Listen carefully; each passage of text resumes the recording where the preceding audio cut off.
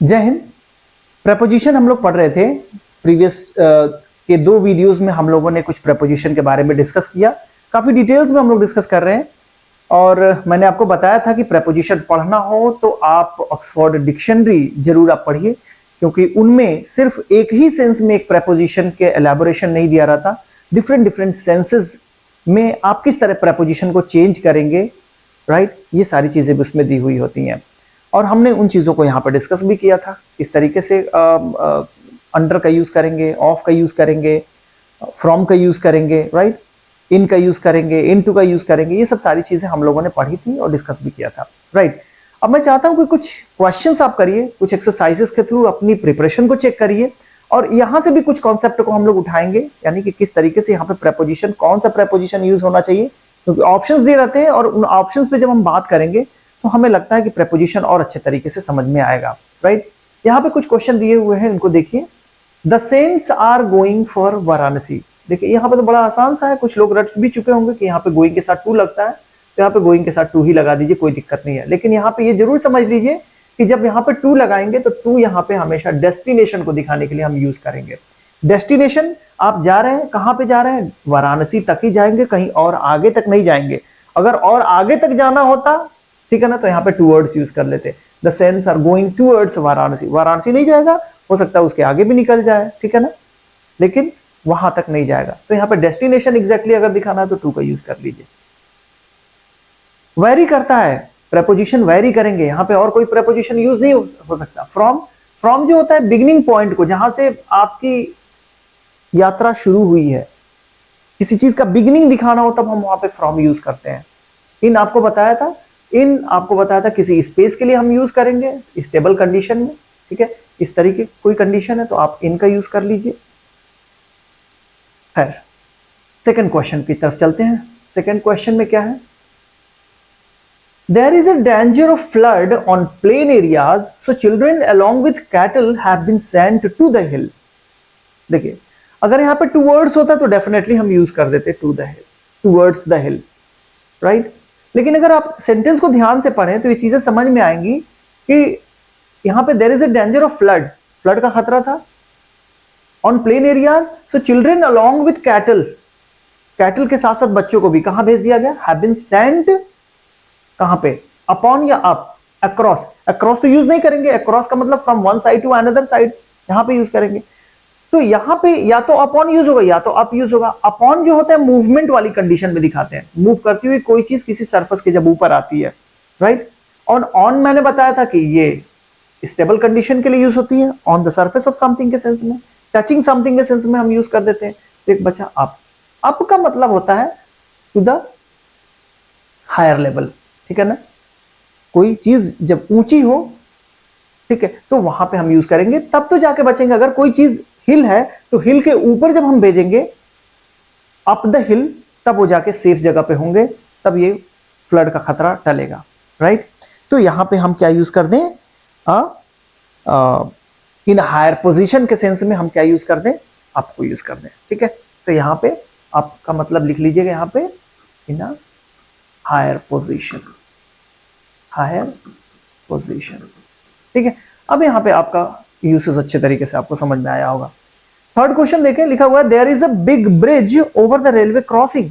अब ओवर जो यहां पे यूज हो रहा है, ओवर ऊपर के सेंस में यूज होता है, यानी परपेंडिकुलर कोई चीज जब ऊपर है ना, यहां पे ऊपर, नॉट टचिंग के सेंस में। जैसे ऑन यूज किया हम लोगों ने टचिंग के सेंस में, तो यहां पे जो हम upon use, sorry over use करेंगे, वो नॉट टचिंग के सेंस में यूज करेंगे, कोई चीज ऊपर हो, राइट।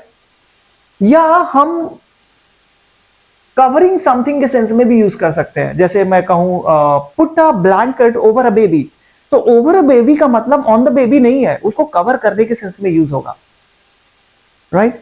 तो यहां पे ऐसा कुछ नहीं है कि यहां पे जो यूज हो रहा है ओवर द रेलवे क्रॉसिंग, तो रेलवे क्रॉसिंग के ओवर यानी कवरिंग के सेंस में यूज हो रहा है। यहां पे कह रहे there is a big bridge, यहां पे रेलवे क्रॉसिंग है, रेलवे क्रॉसिंग आप किस सेंस में, किस तरीके से रिलेट करोगे बिग ब्रिज और रेलवे को? तो यहां पे यूज कर सकते हैं from one side to another side. ये जो बिग ब्रिज जो बना हुआ है ना, वो रेलवे क्रॉसिंग के एक तरफ से दूसरी तरफ की ओर बना हुआ है, ठीक है। आप देखते होंगे रेलवे जहां क्रॉसिंग होती है वहां पे एक बड़ी ब्रिज बनी होती है और वो आपको एक तरफ से दूसरी तरफ ले जाती है, from one side to another side. तो उसके सेंस में आप यूज करना हो तो यहाँ पे क्या यूज करेंगे, अक्रॉस यूज कर लेंगे। ठीक है, ऑन भी यूज नहीं कर सकते, अपॉन भी यूज नहीं कर सकते, ये दोनों सेंस नहीं देगा, और यही बस एक बचता है अक्रॉस, ये सही यहाँ पे सेंस देगा। तो देख रहे हैं ना प्रेपोजिशन किस तरीके से यूज हो रहा है। प्रेपोजिशन ओवरऑल यूज करेंगे हम सेंटेंस में किस तरीके का सेंस का डिमांड है। प्रेपोजिशन मैंने बताया था कि प्रेपोजिशन ये सिर्फ पोजीशन को नहीं बताता, ये एग्जैक्टली एक वर्ड को दूसरे वर्ड से कनेक्ट करता है, यानी कि आपको दिखाएगा कि इस प्रेपोजिशन का यूज बाद में आने वाला जो ऑब्जेक्ट है उसके पहले आने वाले वर्ड से किस तरीके से कनेक्ट कर रहा है, रिलेशनशिप को दिखाएगा। तो आपको रिलेशनशिप देखना है कि उन दोनों के बीच में किस तरीके का रिलेशनशिप है। जैसे यहां पे there is a big bridge dash the railway crossing, तो बिग ब्रिज का रेलवे क्रॉसिंग से किस तरीके का रिलेशन है, यहां पे ये रिलेशनशिप दिखाने के लिए आपको प्रेपोजिशन का यूज करना है। चीजें समझ में आ रही हैं? चलिए आगे चलते हैं नेक्स्ट क्वेश्चन की तरफ। Question number 4, the labourer put the rod of the wall. ठीक है, ऑफ द वॉल, यहां पे तो ऑफ यूज नहीं होगा, कोई सेंस नहीं देगा। ऑफ जो होता है ना, पार्ट ऑफ समथिंग के सेंस में यूज करते हैं। जैसे मान लीजिए कि अगर ये पेन है और पेन के यहाँ पे कैप है, तो कैप जो होगा ना इस पेन का पार्ट होगा, तो मैं बोल सकता हूं कैप ऑफ दिस पेन। ठीक है, उस तरह से फैन होता है, फैन की ब्लेड्स होती है, तो ब्लेड जो है ना फैन का एक पार्ट है, तो हम क्या बोलेंगे, ब्लेड्स ऑफ दिस फैन। तो ऑफ जो यूज करते हैं ना हम किसी का पार्ट को दिखाने के लिए हम यूज करते हैं, और भी बहुत सारे सेंस में यूज करते हैं, लेकिन यहां पे जो यूज हो रहा है लेबरर पुट द रॉड। अब ये जो रॉड जो है ना वो वॉल के साथ किस तरीके का संबंध रखता है, या तो रॉड को उसके ऊपर रख दिया होगा। अगर मान लो कि ये कोई रॉड है, ठीक है, और रॉड को हमें इसके ऊपर रखना है, तो टचिंग समथिंग के सेंस में यूज हो जाएगा, तो ऑन यूज हो जाएगा यहां। लेकिन अगर तुम ये कह रहे हो कि भाई इस तरीके से नहीं रखा, आप इसने क्या किया ना, ये जो दीवार है इस दीवार के ऐसे रख दिया, उसने अगेंस्ट में रख दिया, ठीक है ना, तो फेसिंग समथिंग के सेंस में यूज करना, तो यहाँ पे अगेंस्ट भी यूज कर दिया। तो यहाँ पे दोनों के दोनों ऑप्शंस जो है ना यहाँ पे आप जस्टिफाई कर सकते हैं, लेकिन एग्जाम में जब क्वेश्चन दिए जाएंगे तो एग्जाम में क्वेश्चन यहाँ पे दोनों ऑप्शन यहाँ पे नहीं देंगे, वहां पे लास्ट में ऑप्शन देंगे only one is justified, only second one is true और जस्टिफाइड, और both the options A and B are justified. ठीक है, तो आप यहाँ पे टिक करेंगे, दोनों के दोनों ऑप्शंस यहाँ पे हो सकते हैं, सही हो सकते हैं, और एक सही सेंस में दे सकता है। तो आपको ओवरऑल जस्टिफिकेशन देखना है कि हमारा ये ऑप्शन ये सही सेंस में देगा कि नहीं। सेंटेंस क्या होता है, सेंटेंस का मतलब ये एक सही सेंस दे। अगर वो प्रेपोजिशन लगाने से सेंटेंस नहीं सही आ रहा है तो गलत हो जाएगा। नेक्स्ट देखिए, आई live in a town that is famous for its mangoes. एक टाउन के, टाउन जो है ना एक कोई एग्जैक्टली क्या बता रहे हैं, एक पोजीशन बता रहे हैं, ठीक है ना। I live dash a town that is famous for its mangoes, mangoes के लिए फेमस है, ठीक है। अगर मान लो कोई ये एक शहर है, ठीक है, बड़ा सा कोई और उसमें कोई एक टाउन है, उसको पॉइंट करने के लिए ना हम वहां पे ऐट लगा देते हैं, ठीक है। तो एग्जैक्ट लोकेशन को दिखाने के लिए हम क्या लगाते हैं, यहाँ पे ऐट लगा देते हैं, इन नहीं लगाते। तो ऐट यहाँ पे यूज करिए, सही हो जाएगा। इन कब यूज करेंगे, इन हम किसी बड़े एरिया को दिखाने के लिए हम यूज करते हैं, यानी कि अगर कोई बड़ा एरिया उसमें कोई छोटा सा एक लोकेशन भी दिखाना हो ना, तो वहां पे हम ऐड का यूज करेंगे एग्जैक्टली। लेकिन पूरे एरिया को दिखाने के लिए हम इन का यूज करेंगे। इसलिए काफी आप देखते होंगे कि एक बड़ा सा एरिया अगर कवर करना हो उसको दिखाने के लिए हम इन का यूज करते हैं, और उसमें कोई छोटा सा एरिया प्लेस करना हो तो वहां पे हम ऐड का यूज करते हैं। जैसे यहाँ पे देखो इस क्वेश्चन में लिखा हुआ है, I live at Agra in India. Definitely India एक कंपैरेटिवली आगरा से क्या है, बड़ा है, यानी कि इंडिया में ही आगरा आता है, तो यहाँ पे इसके लिए एट और इंडिया के लिए इन यूज करोगे, ये तो सही तो है। लेकिन अगर इसकी पोजीशन आगे पीछे कर देता, I live in Agra at India कर देता, तब ये सेंटेंस गलत हो जाता। ठीक है, नेक्स्ट क्वेश्चन पे चलते हैं। आई होप ये चीजें क्लियर हो रही होंगी।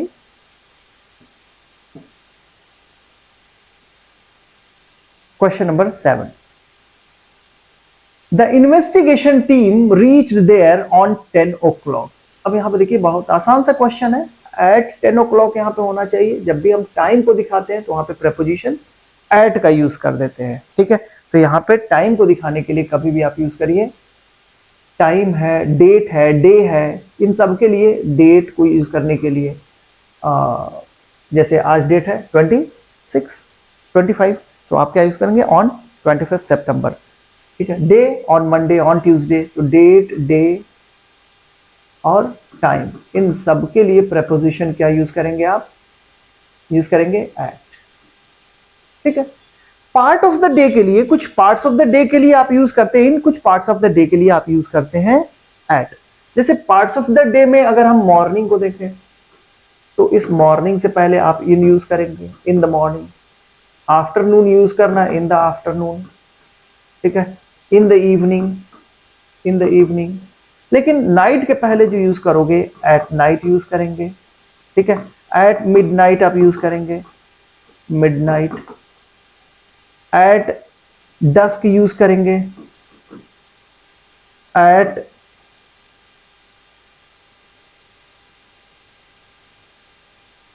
नाइट यूज कर लिया आपने, मिडनाइट यूज कर लिया, डस्क यूज कर लिया, डॉन यूज करना है, ठीक है।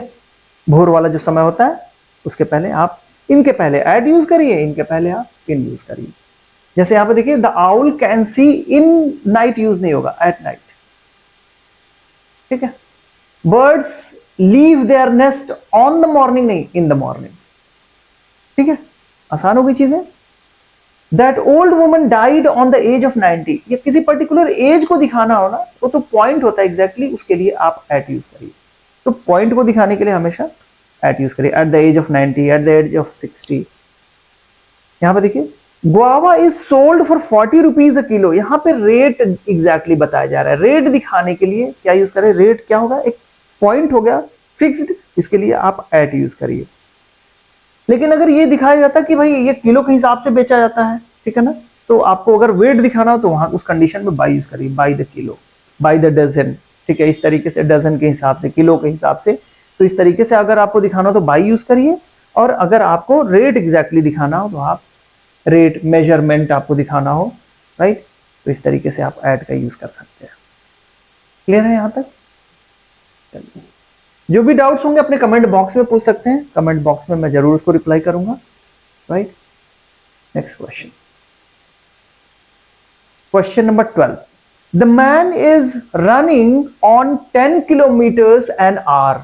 देखिए यहां पे अगर स्पीड भी आपको दिखाना है ना, तो स्पीड को दिखाने के लिए भी आप एट का यूज करेंगे। देखिए कितने सारे एट के यूजेस हो गए, at 10 kilometres an hour, 20 kilometre, 50 kilometre an hour. तो जब भी आपको एक स्पीड दिखानी हो तो स्पीड के लिए भी आप एट का यूज कर सकते हैं। देखो कितनी चीजें हो गई, स्पीड के लिए आपको दिखा दिया, आपको रेट दिखाना हो तो उसके लिए एट दिखा दिया, ठीक है ना।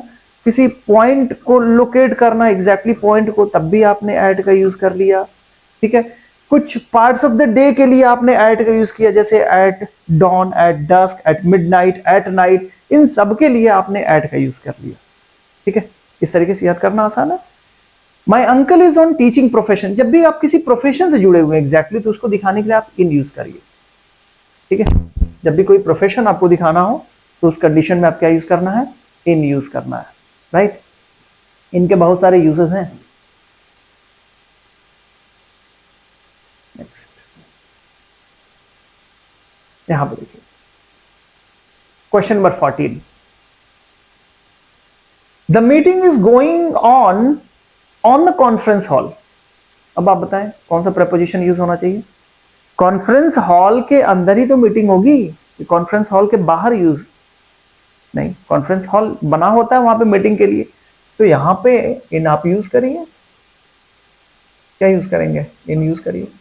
लेकिन अगर ऐसा होता कॉन्फ्रेंस हॉल के बाहर, वो पॉइंट दे देता और कहता कि मैं कॉन्फ्रेंस हॉल के बाहर आपका वेट कर रहा हूं, I am waiting here eight conference hall, तो एट किसी पॉइंट को लोकेट करने के लिए आप यूज कर देते, जैसे एट टाउन के लिए आपने यूज किया ना, ठीक है। उसी तरीके से यहां पे किसी पॉइंट को लोकेट करने के लिए at Lakshmi crossing, at Subhash Chowk, तो यहां पे किसी पॉइंट को दिखाने के लिए आप यूज कर सकते हैं, ठीक है। एट के भी और बहुत सारे यूजेस हैं, जहां पे आप काम करते हैं, वर्किंग होते हैं, वहां पे यूज कर लेते हैं, ठीक है। आई एम एट स्कूल, तो इसका मतलब क्या हुआ, आप स्कूल में काम करते हैं, वहां पे आई एम इन स्कूल भी यूज करते हैं, ठीक है। तो प्राइमरी पर्पज है, वहां पे पढ़ने के लिए, पढ़ाने के लिए यूज होगा, समझ में आ रहा है। या तो वहां पे आप किसी काम से गए हो, कैंपस के अंदर हो, अपने आप को दिखाना हो, तब आप यूज करते हैं आई एम इन स्कूल, लेकिन अगर आप वहां पे वर्किंग है, काम कर रहे हैं, तो क्या यूज करते हैं? I am at school. तो बड़े डिफरेंसेस हैं, प्रेपोजिशन चेंज, मीनिंग चेंज। यहाँ पे देखिए, the mad dog jumped in the river. अब यहाँ पे देखिए क्या यूज कर रहे हैं, जब ये जंप किया होगा तो जंप करते हुए किसी चीज के अंदर गया होगा ना, रिवर के अंदर। तो कोई मूविंग चीज कोई बाहर से अंदर की ओर आती है तो उसके लिए हम यूज करते हैं इनटू। लेकिन ऑलरेडी स्टेबल कंडीशन में किसी चीज के अंदर है तो उसके लिए क्या यूज करते हैं? प्रेपोजिशन इन यूज कर लेते हैं। तो यहाँ पे जंप कर रहा है तो यहाँ पे इन मत यूज करिए, यहाँ पे इनटू यूज करिए। अपॉन ऑन मैंने आपको बताया ही। 16 देखिए, the clock from this room is not working. अब यहाँ पे देखिए, यहाँ पे फ्रॉम नहीं यूज हुआ। ये क्लॉक जो है ना, इस रूम को बिलोंग करती है, तो उसकी बिलोंगिंग्स के लिए ऑफ मैंने बताया था। अगर कोई चीज किसी का हिस्सा है, पार्ट है, तो उसके लिए ऑफ यूज करिए, फ्रॉम यूज मत करिए। फ्रॉम तब यूज करेंगे जहां से कोई चीज शुरू होती है, और टू यूज करते हैं जहां पे कोई चीज एंड होती है। ठीक है ना? बिगिनिंग पॉइंट को दिखाने के लिए फ्रॉम पडरौना टू गोरखपुर। ठीक है ना? तो पडरौना क्या हो गया? यहाँ पे इनिशियल पॉइंट हो गया, और डेस्टिनेशन अगर गोरखपुर है तो यहां पे यूज करिए। क्लियर? चलिए नेक्स्ट क्वेश्चन देखिए, question number 17। The woman jumped of the running बस। जम्प्ड ऑफ, अब यहाँ पे सोर्सेस हैं। ये जो जंप कर रहा है ना, तो ये रनिंग बस, ये सोर्स है, वहां से जंप कर रहा है। तो सोर्सेस के लिए मैंने अभी क्या बताया? फ्रॉम बताया, फ्रॉम यूज कर लीजिए। आपको सेपरेशन के सेंस में, यहां पे सेपरेशन के सेंस में एग्जैक्टली द वुमन जंप्ड, अगर डाउन के सेंस में दिखाना हो तो आप ऑफ भी यूज कर सकते हो, OFF of, jumped of the running बस। ठीक है, तो दोनों ही सही हो जाएगा। जैसे कि मैंने वहां पे अभी बताया था कि दोनों इस तरीके के क्वेश्चन जब भी आएंगे तो और एडिशनल ऑप्शन आपको दिया जाएगा कि यहाँ पे only one option is justified, A and C both the options are justified. ठीक है ना? और नो इंप्रूवमेंट, यहाँ पे और दूसरा ऑप्शन होगा ही। तो इस तरीके के जब भी ऑप्शन होंगे तो तीसरा ऑप्शन भी आपको दिया जाएगा। राइट? इसके लिए आप घबराइएगा नहीं। कभी कभी क्वेश्चन होता है नहीं देते हैं तो वहां पे तो गलत हो जाता है क्वेश्चन, तो फिर आपके लिए उसके लिए चांसेस भी दिए जाते हैं, वो क्वेश्चन पे आपको नंबर दे दिया जाता है अगर इस तरीके के क्वेश्चन आ जाते हैं आपके एग्जाम में। तो नेक्स्ट क्वेश्चन देखिए, the patient died with anaemia. देखिए, डाइड विथ यूज नहीं करते, दो वर्ड यूज होता है यहाँ पे, या तो डाइड ऑफ यूज होता है या तो डाइड फ्रॉम यूज होता है। यही दो ऑप्शन यूज होता है, या तो डाइड ऑफ या तो डाइड फ्रॉम। ठीक है ना? डाइड ऑफ तब हम यूज करते हैं जब हम किसी डिजीज से दिखाते हैं किसी की मौत हो गई हो। ठीक है ना? और डाइड फ्रॉम हम तब यूज करते हैं जब हम कोई दूसरा रीजन दिखाते हैं, डिजीज के अलावा कोई दूसरा। एक्सीडेंट से हो गया, डाइड फ्रॉम एक्सीडेंट। ठीक है, तो यहां पे विथ यूज ना करें, यहां पे आप यूज करें ऑफ, डाइड ऑफ। ठीक है, और यहां पे देखिए, the old women died of the failure of kidney. तो ये रीजन बताया जा रहा है, ये कौन सा रीजन था? ये डिजीज नहीं था, कोई रीजन बताया जा रहा है, फेलियर ऑफ किडनी की वजह से उनकी मौत हो गई। तो यहां पे हम यूज करेंगे डाइड फ्रॉम। क्लियर है? ये बहुत सारे ये क्वेश्चन तो बहुत ही पूछा जाता है एग्जाम में। आगे चले, नेक्स्ट क्वेश्चन देखिए, the necklace is made with silver. नहीं, मेड या तो मेड के साथ ऑफ लगाओ, मेड ऑफ, और या तो मेड फ्रॉम लगाओ। मेड ऑफ तब लगाओ जब यहां पे वो मेटल दिया हो जिससे वो चीज बनी हुई हो। जैसे ये नेकलेस जो बनी हुई है ना, वो इस सिल्वर से बनी हुई है, तो आप यहां पे ऑफ लगाइए। ठीक है ना? मेड ऑफ, यानी कि जो नेकलेस बनी हुई है वो किस चीज से बनी हुई है। अगर उसका नाम दिया जा रहा है कि सिल्वर की बनी हुई है, गोल्ड की बनी हुई है, जिस चीज से बनी हुई है, अगर वो चीज दिखाना हो तो मेड ऑफ यूज करो। अगर दिखाना हो कि वो प्रोसेस, ये जो हुआ है प्रोसेस होके वो चीज बनी हुई है, यानी कि उसकी फिजिकल कंडीशन आपका पूरी तरीके से चेंज दिखा रहा है, तब वहां पे फ्रॉम यूज करो। जैसे this paper is made from would, तो मेड ऑफ वुड नहीं करेंगे, मेड फ्रॉम। ठीक है, बस this chair is made of would, would की बनी हुई है, ये हमें दिखाना है किस चीज से बनी हुई है, तो एग्जैक्टली वुड की बनी हुई है, इसमें कोई फिजिकल कंडीशन चेंज नहीं हो रहा है। मेड फ्रॉम वुड नहीं करेंगे, मेड ऑफ वुड करेंगे। तो यहां पे मेड ऑफ कब यूज करेंगे, मेड फ्रॉम कब यूज करेंगे, ये चीजें देख लीजिएगा। Right? So this brings me to the end of this lesson. I hope you find this lesson very interesting, and if is it so, kindly share this video among your friends so that they could get benefit of it. Thank you so much. See you in the next video.